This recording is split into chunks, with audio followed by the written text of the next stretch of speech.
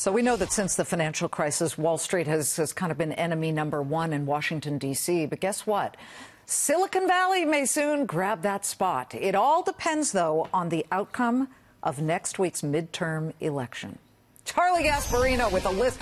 People are spending, aren't they? Yeah, I mean, I think in the past, like, I covered the banks for a long time. I covered them through the financial crisis. I mean, the amount of vitriol aimed at banks in the aftermath of the financial crisis was almost unprecedented.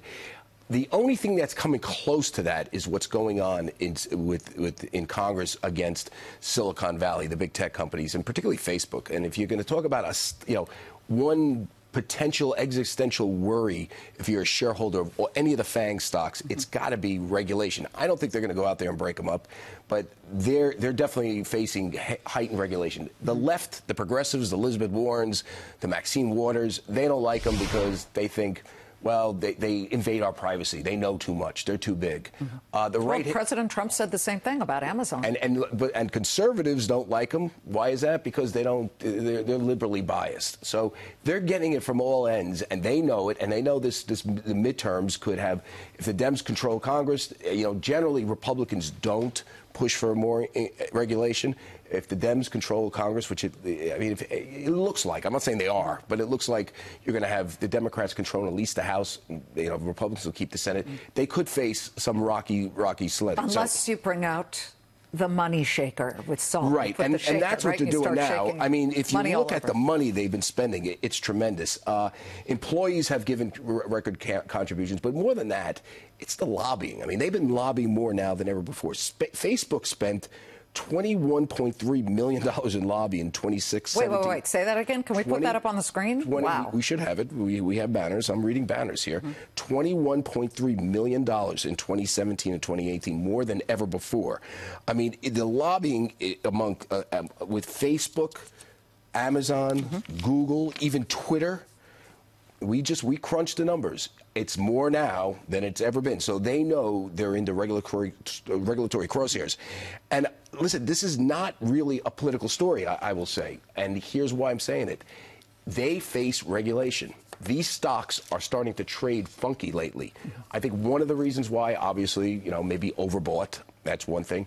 But another underlying fear when you start talking to big investors is what will Congress do to impact their business model? Will they do stuff that prevents Twitter from monetizing every single tweet or forces them essentially to go out and get rid of the trolls? Will they stop Facebook from being able to squeeze every bit of information out of Liz Clayman? Can you imagine what type of psychological profile they have on you? They'll find out I'm a Browns fan. Browns. And you have red hair. Yes. I mean, I'm telling you, they what do I get on my Facebook page? I mean, I get a lot of weightlifting stuff. You know what I'm saying? They do monitor. Because you're a roid head. Yeah, I mean, yes, that's me. But I'm just saying that and I like food, so I get tons of food stuff, right? I like cooking, and I do a lot of searches based on cooking and recipes. Okay.